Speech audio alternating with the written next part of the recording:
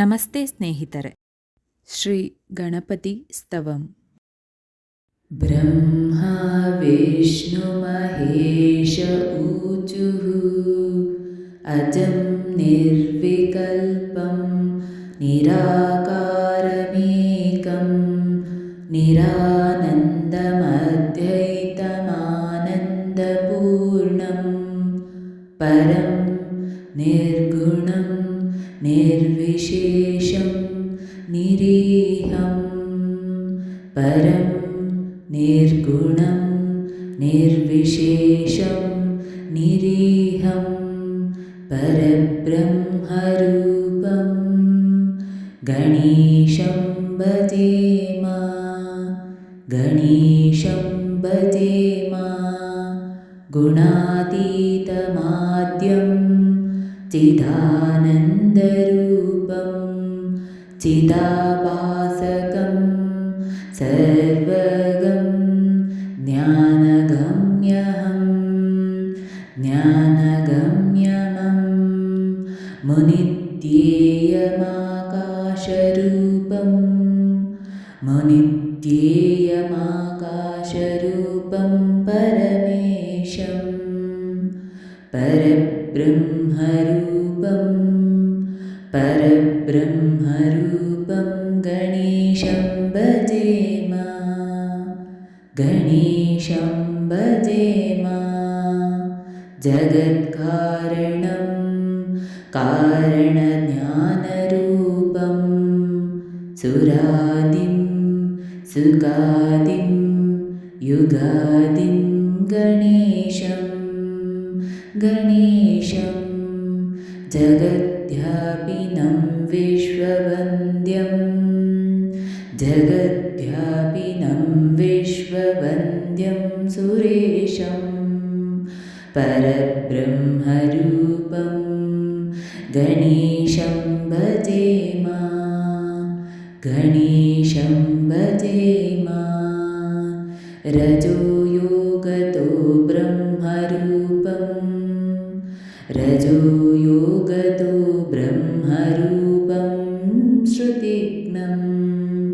ಸದಾ ಕಾರ್ಯಸಕ್ತಂ ಹೃದಾಚಿಂತ್ಯರೂಪಂ ಹೃದಾಚಿಂತ್ಯರೂಪಂ ಜಗತ್ಕಾರಕಂ ಸರ್ವವಿದ್ಯಾನಿದಾನಂ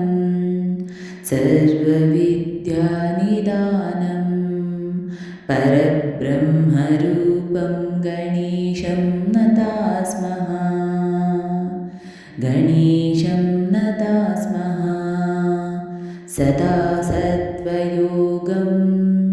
ಸದಾ ಸತ್ವಯೋಗಂ ಮುದಾ ಕ್ರೀಡಮಾನಂ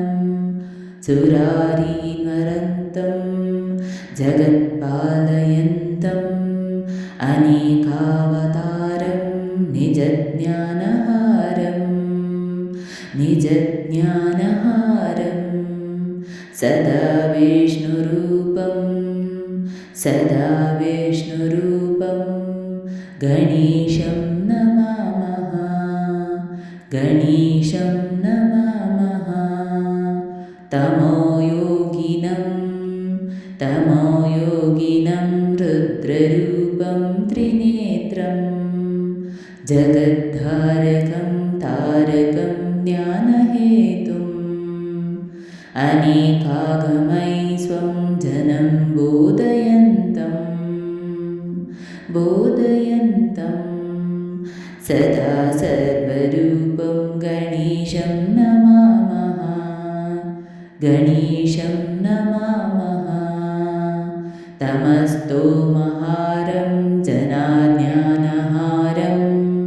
ತಮಸ್ತೋಮಹಾರಂ ಜನಾಜ್ಞಾನಹಾರಂ ತ್ರಹಿ ವೇದಸಾರಂ ಪರಬ್ರಹ್ಮಪಾರಂ ಪರಬ್ರಹ್ಮಪಾರಂ ಮುನಿಜ್ಞಾನಕಾರಂ ವಿದೂರೇ ವಿಕಾರಂ ಸದಾ ಬ್ರಹ್ಮರೂಪಂ ಗಣೇಶಂ ನಮಾಮಃ ಗಣೇಶಂ ನಮಾಮಃ निजैरोषादिसर्पयन्तं निजैरोषादिसर्पयन्तं करोत्यै सरोगान् कलाभिः सुधास्राविणीभिः दिनेशांशुसन्तापहारं द्विजेशं शशाङ्कस्वरूपं गणेशं नमामः शशाङ्कस्वरूपं गणेशं नमामः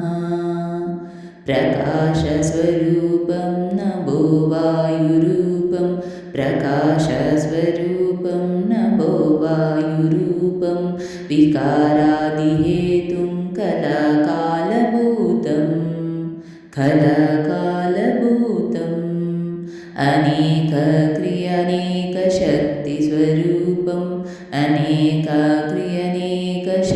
अनेकशक्तिस्वरूपं सदा शक्तिरूपं गणेशं नमामः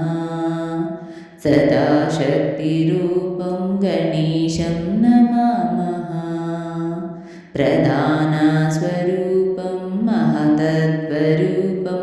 प्रधानस्वरूपं महतत्वरूपं धरावारिरूपं दिगीशादिरूपम्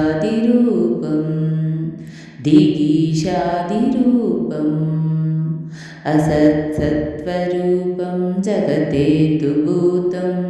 असत्सत्त्वरूपं जगदेतुभूतं सदा विश्वरूपं गणेशं नताः स्मः त्वदीये मनः स्थापयेदं ग्रीयुग्मे स्वदीये मनः स्थापयेदं ग्रीयुग्मे जनो विघ्नसङ्गाग्नपीडां लभेत लसत्सु यद्बिम्बे विशाले स्थितोऽयं जनोद्वान्तपीडां कथं वलभेत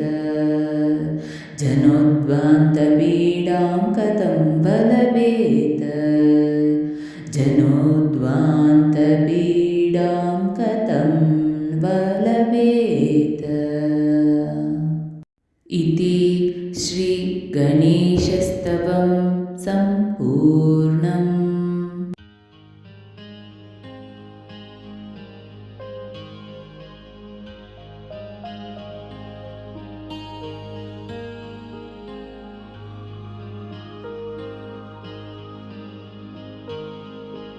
ಸ್ನೇಹಿತರೆ, ಈ ವಿಡಿಯೋ ಇಷ್ಟವಾದಲ್ಲಿ ಲೈಕ್, ಶೇರ್ ಆ್ಯಂಡ್ ಕಾಮೆಂಟ್ ಮಾಡಿ. ಮುಂದಿನ ವಿಡಿಯೋಸ್ಗಳಿಗಾಗಿ ಚಾನಲ್ ಅನ್ನು ಸಬ್ಸ್ಕ್ರೈಬ್ ಮಾಡಿ. ಧನ್ಯವಾದಗಳು.